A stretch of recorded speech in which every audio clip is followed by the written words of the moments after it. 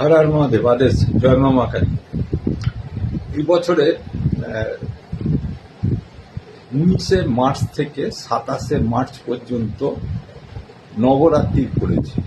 নবরাত্রিটা খুব প্রথম, এটা হচ্ছে প্রথম 4টে নবরাত্রি হয়, ঠিক আছে? বছরে 4টে নবরাত্রি হয়, এটা হচ্ছে প্রথম নবরাত্রি করেছে 2026 সালের। এই নবরাত্রিরে আপনারা নবরাত্রি যদি পালন করতে পারেন তাহলে দেবী মা ভগবতীর কৃপায়, মা বৈষ্ণো দেবীর কৃপায়। বৈষ্ণো দেবী কে? বৈষ্ণো দেবী হচ্ছে সরস্বতী, লক্ষ্মী এবং কালী, এ হচ্ছে বৈষ্ণো দেবী। তাই বৈষ্ণো দেবীর কৃপায় হয়তো আপনারা যেতে পারছেন না, বৈষ্ণো দেবীর টান না থাকলে তো যেতে পারবেন না, অথচ দেবী মার কৃপাও আপনাদের প্রচুর পরিমাণে দরকার আছে। আপনারা বিভিন্ন রকম সমস্যার ভিতরে পড়ে আছেন, আমার কাছেও আসতে পারছেন না, পয়সা খরচ হয়ে যাবে ভয়েতে আসতে পারছেন না, ইচ্ছা করছে না। ওই পয়সা থাকলে পরে আপনারা কলকাতা বড়বাজার অঞ্চলে বা শিয়ালদা অঞ্চলে বা কোনো বড় হোটেল রেস্টুরেন্টে খেয়ে আপনাদের আনন্দ লাভ, সেই জন্য হয়তো আর আসতে পারছেন না। বা ওই পয়সা থাকলে পরে আপনাদের অন্য কোনো রিক্রিয়েশন, অন্য কোনো আনন্দ লাভ হবে, কিন্তু সমস্যা রয়েই যাচ্ছে। যাই হোক, আমি একটুখানি বলে দিচ্ছি আপনাদের, যারা ভক্তি করে করবেন মাকে, দেবী মাকে পুজো অর্চনা না, তারা এখানে বসেই কিন্তু পাবেন। ভগবান কিন্তু আপনার সঙ্গেই আছে, শুধু খুঁজে নিতে হবে আপনাকে কিভাবে তাকে পাওয়া যাবে। তা আপনারা এই কটা দিন করজোরে বলবো নিরামিষ আহার গ্রহণ করুন। হ্যাঁ, অনেকের সম্ভব হয় না নিরামিষ আহার গ্রহণ করা, কিন্তু তা সত্ত্বেও বলবো একটু চেষ্টা করুন, নিরামিষ আহার গ্রহণ করুন। এবং যে ক্রিয়াগুলো আমি ক্রিয়াটা করতে বলবো, কিচ্ছু না, দেবী মায়ের পূজা করতে বলবো আমি, সেটা হচ্ছে যে আপনারা রাত্রেবেলায় আপনাদের নিশ্চয়ই প্রত্যেকের ঠাকুর ঘর আছে, সেই ঠাকুর ঘরেতেই আপনারা বৈষ্ণো দেবীর ছবি নাই থাকে, কালী হোক, সরস্বতী হোক, লক্ষ্মী হোক, যে কোনো দেবী, ঠিক আছে? সে আপনার দশম মহাবিদ্যা, কামাখ্যা ইত্যাদিরও ছবি হতে পারে, যে কোনো একটা ছবি, বা দেবী দুর্গার ছবি হতে পারে। দুর্গার ছবি থাকলে সবচেয়ে ভালো হয়, নিশ্চয়ই আছে। সেই দুর্গা দেবীর চিত্রের সামনে তাকে ফল, মিষ্টি ইত্যাদি যৎসামান্য আপনার যেরকম খুশি, ঠিক আছে, খুশির ওপর নির্ভর করে। দেখুন, ভগবানের পুজো করতে গেলে না তো ফুল লাগে, না তো বেলপাতা লাগে, না তো চন্দন লাগে, না তো আতর লাগে, না তো ঘিয়ের প্রদীপ জ্বালাতে হয়, না তো কিছু করতে হয়। ভগবানের শ্রেষ্ঠ অলঙ্কার হচ্ছে ভক্ত।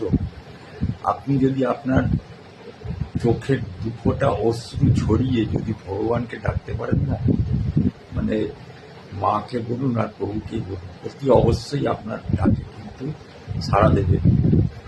দেরি হবে, হ্যাঁ, इसकी घर में देर है, अंधेर नहीं है, ঠিক আছে? নিশ্চয়ই ছাড়া দেবেন। আপনারা বসে যান শুদ্ধ আসন, শুদ্ধ কাপড়ে, অতি অবশ্যই শুদ্ধ কাপড়ে গিয়ে আপনারা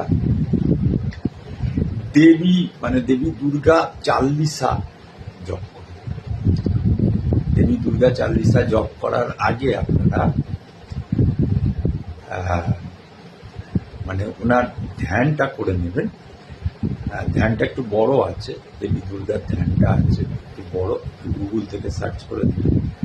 আর গায়ত্রী পাঠ করে, যাদের হয়ে গেছে, দীক্ষা হয়ে গেছে, তারা ওম জপ করবেন। যারা দীক্ষা হয়নি তারা ওম জপ করবেন না। গায়ত্রী মন্ত্র হচ্ছে এমন একটা জিনিস না, যেটা না জপ করলে পরে না আপনার মন্ত্রের যে স্থিতি, ধরে রাখার যে ক্ষমতাটা, সেই যে সেতুটা তৈরি করবে, সেইটা করতে পারে না। গায়ত্রী মন্ত্রটা কি বলুন তো, যেমন কোনো বাড়ির একটা পিলার তৈরি করতে গেলে সেটা রডটাকে মধ্যখানে ফাউন্ডেশন করিয়ে দিয়ে দুপাশে চারপাশে যেরকম কাঠ মারা হয় না, তবে তো ঢালাইয়ের মশলাগুলো ধরে থাকে, শুকিয়ে গেলে এটা স্তম্ভ আকৃতি হয়ে যায়।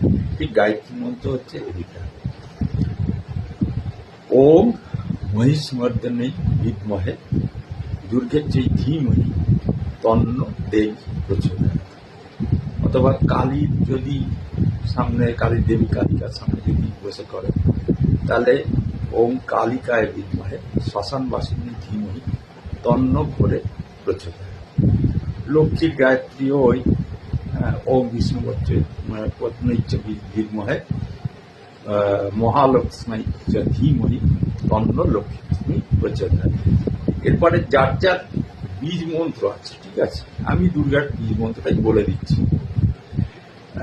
দুর্গার ওম ধুম দুর্গাই, ওম ধুম দুর্গাই। আগে গায়ত্রী করবেন 10 বার পরমালা, তারপরে রুদ্রাক্ষের মালায় দেবীর ওই বীজ মন্ত্র যে বলে দিলাম, ওই বীজ মন্ত্র বা কালীর বীজ মন্ত্র ওম ক্রিম কালিকায় নম। কালীর মন্ত্র অনেক বড়, আমি বললাম না। বগলামুখীর মন্ত্র জপ করতে পারেন, তারার মন্ত্র জপ করতে পারেন, কোনো অসুবিধা নেই। যে কোনো একটা দেখুন, সেই কিন্তু একটা বিন্দু, সেই বিন্দুর থেকেই কিন্তু সৃষ্টি হয়েছে এই দেবী শক্তি, ঠিক আছে, বৈষ্ণব শক্তি, বৈষ্ণবী শক্তি সৃষ্টি হয়েছে। তা ওনাদের আবারও বীজ মন্ত্রটা করার পরে আবারও গায়ত্রী মন্ত্র করুন, পড়ে তারপরে আপনি আপনার পুজো সাঙ্গ করুন। মানে আগে এইটা জপ করে নিয়ে তারপরে এই 40 দুর্গা 40 হোক বা কালী 40 হোক বা কালী অষ্টোত্তর শতনাম হোক বা দুর্গা অষ্টোত্তর শতনাম, তারা যে কোনো মানে একটা আর কি, বা কবচমালাও পাঠ করতে পারেন, খুব উপকার করুন। দেখবেন আপনাকে দেবী মা অতি অবশ্যই কৃপা করবেন। আমি বলেছি 2026 সালের জুন মাস, মানে মে মাস কেটে জুন মাস যে পড়বে, যতক্ষণ বৃহস্পতি কর্কট রাশিতে না নামবে, বৃহস্পতি অতিচারী আছে, মানে এইবারে 3টে ঘরকে একসাথে ভোগ করছে, 1 বছরে 3টে ঘরকে, ভাবুন, চিন্তা করুন, যার ফলে এত আপদ বিপদ সব মারা যাবে। ততদিন মানে এই যে প্রাকৃতিক অবস্থা, রাজনৈতিক অবস্থা, এই যে সারা বিশ্বের এই অবস্থা, এই যে অর্থনৈতিক অবস্থা, এর কোনো পরিবর্তন হবে না এবং প্রকৃত ধর্ম প্রতিষ্ঠা হবে না। এটা আমার চ্যালেঞ্জ রইল।